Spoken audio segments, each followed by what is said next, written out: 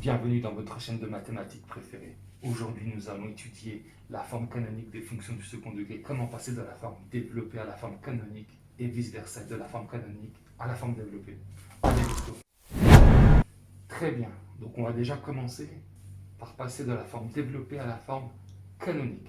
Et pour cela, on va faire deux méthodes. La méthode 1, on aura besoin des identités remarquables. Et oui, encore une fois, les identités remarquables, il faut vraiment les maîtriser parfaitement. Donc, je ne les rappelle pas, elles sont juste écrites. Donc, on va donner un exemple pour comprendre comment appliquer cette méthode 1. Allez, premier exemple. Très bien. Voilà la fonction f de x qui est égale à x carré plus 6x plus 1, qui est donnée sous sa forme développée. On va la transformer en forme canonique. Comment? En utilisant les identités remarquables. Donc, pour celle-là, la technique, c'est quoi? Juste avant de commencer, ça va être un petit peu long pour vous expliquer. Et juste après, je vous ferai un deuxième exemple pour vous faire comprendre en fait que c'est super rapide dès qu'on a le coup de main. Ok? Donc, on remarque que x carré plus 6x plus 1, c'est presque de la forme a carré plus 2ab plus b carré. Donc, on va utiliser la première identité remarquable pour la transformer en forme canonique. Comment faire? On va déjà identifier les a et les b. Donc ici, on a x au carré et ici, on a a au carré. Donc on peut dire que le a, c'est le x, n'est-ce pas? Ensuite, très important, vous voyez la constante, le plus 1. Vous l'oubliez. Elle n'existe pas pour l'instant.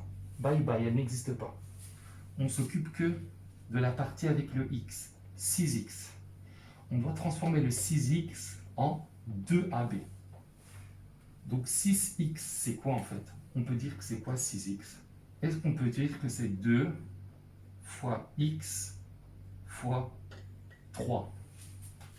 On a le 2 ici. On a le a qui est le x. Et donc, b c'est quoi? Ben, b, c'est 3. b égale 3. Donc si on a le a et on a le b, donc on a x au carré plus 2 fois a qui est x fois b qui est 3. Donc si j'ai le a et le b, je peux appliquer l'identité remarquable. Donc ça va me donner, parenthèse, x plus 3 au carré. Mais attention, on a trouvé le a et le b pour factoriser avec l'identité remarquable. Donc on obtient x plus 3 au carré. Mais c'est pas fini en fait. Tout à l'heure, je vous ai dit quoi? Je vous ai dit, le 1, on ne le regarde pas. On ne l'a pas regardé pour trouver le a et le b. Mais maintenant, on doit le regarder. Est-ce que ça, c'est vraiment égal à ça? Donc pour savoir si on a factorisé correctement, on va le faire à côté, on va développer à côté. X plus 3 au carré, d'après l'identité remarquable, ça donnerait quoi? Ça va donner a carré, qui est donc x au carré, plus 2ab, donc 2 fois x fois 3, plus b carré, plus 3 carré. Ce qui donne x au carré, plus 2 fois 3, 6, 6x, plus quoi? Plus 9. Et est-ce qu'on a plus 9 quelque part ici? Il est nulle part en fait. Donc écoutez bien, c'est une toute petite technique, une petite subtilité à maîtriser. C'est assez courant en mathématiques. Donc x plus 3 au carré, en fait, ça donne tout ça. Mais nous, on ne veut que x carré plus 6x qui est ici. Donc là-dedans, qu'est-ce qui est en trop? Qu'est-ce qu'on ne veut pas? C'est le plus 9. Celui-là, il est en trop. Donc le plus 9, il est caché dans le développement de cette identité remarquable. Or, il n'y est pas ici. Donc on doit faire quoi? Moins 9. Il y a plus 9, donc on le supprime. Il est en trop, on fait moins 9. Et ensuite, on rajoute notre plus 1. tout simplement. Ok? Maintenant c'est fini, on simplifie seulement. Ça donne x plus 3 au carré, moins 9 plus 1, ça fait moins 8. Et c'est fini. Cette forme, c'est la forme canonique. On a la forme développée et on a obtenu la forme canonique. Là, vous allez me dire, c'est quand même un peu long, ça demande des subtilités, etc. Je suis d'accord avec vous, mais je vous l'ai expliqué. Vous savez quoi? Je vais le refaire maintenant comme vous, en face de votre copie, comment vous devez faire en fait. Je vous montre, vous allez voir, ça va prendre, allez, 5 secondes. Donc j'ai écrit la fonction f de x égale à x carré plus x plus 1, qui est la forme développée, on veut la forme canonique. Tout de suite, vous faites quoi? Vous ouvrez vos parenthèses, donc le a, on sait que ça va être x, parce qu'on a x au carré, x. Et ensuite, on a 2 fois a fois b. En fait, il suffit juste de prendre la moitié de 6, parce qu'on a le double. C'est le double fois a fois b. Donc en gros, là-dedans, on a 2 fois quelque chose. Donc toujours pour obtenir le petit b, la technique, il faut juste faire quoi? Diviser par 2 le chiffre. On a 6, donc ça va être quoi? Plus 3, la moitié, au carré. Ensuite, vous prenez ce chiffre-là qui est 3 au carré, ça fait 9, vous faites moins ce qui est là. Moins 3 au carré, vous rajoutez plus 1, ça devient x plus 3 au carré, moins 8. Et c'est fini. Ok, je vous ai montré la méthode qui est intéressante. Maintenant, je donne une méthode plus simple, je pense que vous allez mieux aimer. Méthode 2. Très bien, on y va pour la méthode 2. Donc déjà, pour la méthode 2, je vous rappelle quelques vocabulaires et la propriété maintenant, ce qu'il faut appliquer. Donc, on sait qu'une fonction du second degré s'écrit sous la forme ax carré plus bx plus c, ce qui est la forme développée. Et en fait, on va quand même donner la forme générale d'une forme canonique. C'est de la forme a facteur de x moins alpha au carré plus bêta. Alpha et bêta, dont j'ai déjà parlé dans la vidéo précédente. Allez regarder. Et c'est juste des formules à appliquer en fait là.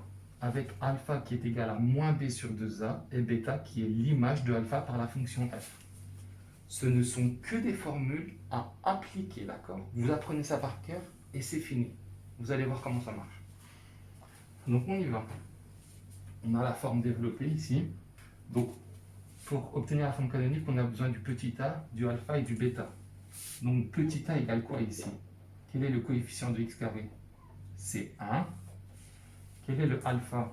Alpha, je réécris, c'est moins b sur 2a. Donc le moins, je le mets. Quel est le b? Le b, c'est le coefficient du x. C'est quoi ici? C'est 6 divisé par 2 fois a. 2 fois a qui est égal à quoi? À 1. Ce qui donne quoi? 2 fois 1, 2. Moins 6 divisé par 2, moins 3. Ok? Ensuite, le bêta, c'est l'image de alpha qui est moins 3. Donc on remplace moins 3 dans la fonction. Ça fait moins 3 au carré plus 6 fois moins 3 plus 1 qui est égal à moins 3 au carré 9, 6 fois moins 3 moins 18 plus 1 qui est égal à quoi? Moins 8. Donc on a le a, le alpha et le bêta, donc si on écrit la forme canonique, ça devient f de x égale à a qui est 1 facteur de x moins alpha, c'est moins 3, donc ça fait x moins 3, je ferme la parenthèse au carré, plus bêta, mais ici bêta c'est moins 8, donc ça fait plus parenthèse moins 8, ce qui donne 1 fois quelque chose, vous savez, ça sert à rien de mettre le 1, x moins moins 3, ça devient x plus 3 au carré, plus moins 8, moins 8. Et on obtient bien la même forme que précédemment. Très bien. On va faire un deuxième exemple qui n'est pas le même du tout. On ne va pas se répéter, c'est pas le même exemple. Donc vous restez présent. Ok? Allez, let's go. Donc deuxième et dernier exemple. Soyez attentifs, c'est pas totalement le même, je réinsiste. En fait, quand le A n'est pas égal à 1, il y a une étape au départ supplémentaire. Donc on va prendre la fonction f de x qui est égale à 2x carré moins 4x plus 5. Donc ici, le A vaut combien? Le A vaut 2. Donc, la première étape à faire, c'est de tout factoriser par le petit a. Donc ici, par quoi? Par 2. Donc si on factorise par 2, ça devient quoi? Ça devient 2 facteur de quoi? Si on enlève le 2 partout, il reste x au carré, moins 4x. 4, c'est 2 fois 2. Donc ça devient moins 2x. Plus 5. 5, c'est 2 fois quoi? Bon, c'est pas 2 fois 2, c'est pas 2 fois 3, c'est un nombre qui n'est déjà pas entier. Mais après, ça, c'est des raisonnements qu'il faut plus que vous fassiez, en fait. Quand vous factorisez par un nombre, en fait, il suffit, quand vous factorisez, de diviser ce nombre par le facteur. Donc, on a factorisé par 2, on a 5. Il suffit juste de mettre 5 sur 2. Parce que si on multiplie 2 fois 5 sur 2, les 2 se simplifient, il reste 5. Ok? Bon, arrivé là, on fait exactement comme avant. Je vais le faire très rapidement parce que je vous ai montré la méthode avant. Si vous n'avez pas compris, vous revenez un peu en arrière. Donc, regardez, ça devient quoi? Ça devient 2 facteur de quoi? Là, j'ai x au carré. Donc là, ces parenthèses-là, c'est ces parenthèses-là. Ensuite, j'ai x au carré. Donc, je fais ma parenthèse, c'est mon petit a. Donc, c'est x. Là, j'ai moins. Donc, je vais mettre un moins. Dans ce cas-là, on utilise la deuxième identité remarquable. Ensuite, on a 2x, on divise le 2 par 2, on fait la moitié, on avait dit, ça fait 1. Donc ça fait x moins 1 au carré. 1 au carré, il est en trop, donc on doit faire moins 1 au carré. Et ensuite, plus 5 demi. Et c'est fini. On va juste calculer, simplifier ça, et c'est fini. Vous avez vu, si vous comprenez cette méthode, elle se fait très très rapidement. Donc ça devient 2 facteur de x moins 1 au carré. 1 au carré, ça fait 1. Donc moins 1 plus 5 demi.